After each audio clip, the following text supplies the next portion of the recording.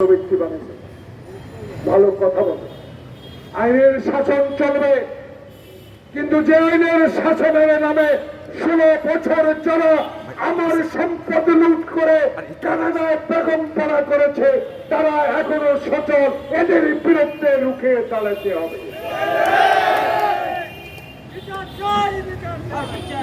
এরা এখন আমাদের আছে, ফুর্তিতে আছে, এখনো অস্ত্র জমা দেয় নাই।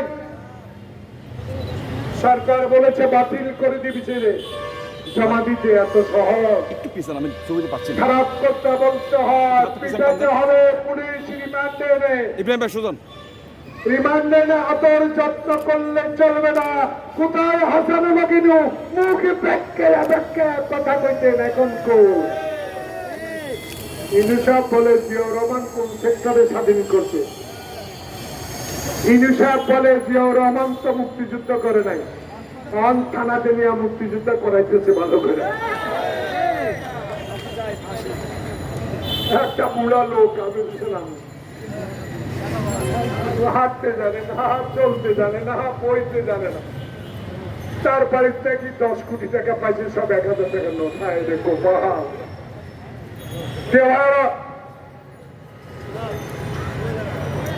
তত্ত্বাবধায়ক সরকার সময় দেন। আমার নেতা মির্জা ফখরুল ইসলাম আলমগীর বলেছে বাংলাদেশের জঞ্জাল মুক্ত একটা নির্বাচন আপনাকে অবশ্যই করতে হবে। সময় নির্ধারণ করবে বাংলাদেশ জাতীয়তাবাদী দলের সিদ্ধান্ত, তারা জানাবে, এটা আমার বিষয় না। কিন্তু আছে আনসারেরা নতুন ড্রেস কোথায় পাইলো, গুলি কোথায় পাইলো? এখনো সারা বাংলাদেশে আমাকে, আমার ভাইকে, আমার বোনকে, আমার স্ত্রীকে যারা মেরেছে তাকে এখনো বহাল তবিয়তে জেলায় জেলায় এখনো আছে।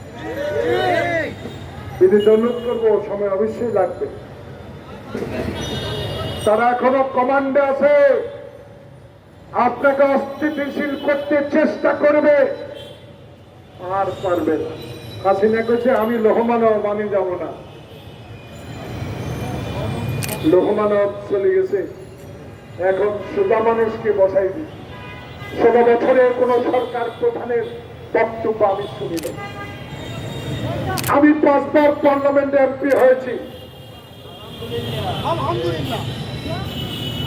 16 বছরে কোনদিন সরকার প্রধানের রেডিও টেলিভিশনে বক্তব্য আমি শুনি না। কালকে পরশু মন দিয়ে 25-26 মিনিট আমি ডক্টর ইউনূসের বক্তব্য শুনেছি। মাশাআল্লাহ, মাশাআল্লাহ,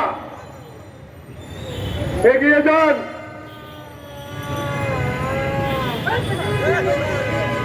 এগিয়ে যান। বাংলাদেশের 18 কোটি মানুষ যারা মুক্তিযুদ্ধ করেছে, যারা মুক্তিযুদ্ধের সন্তান প্রজন্ম, আপনার সাথে আছি। শুধু একটি অনুরোধ থাকবো, আওয়ামী লীগ আওয়ামী লীগকে বিশ্বাস করা যায় না, আওয়ামী লীগকে বিশ্বাস করা যায় না। যারা ডক্টর ইউনূসের মতো লোককে সাজা দেওয়ার ব্যবস্থা করে। সবাইকে ধন্যবাদ। আসসালামু আলাইকুম।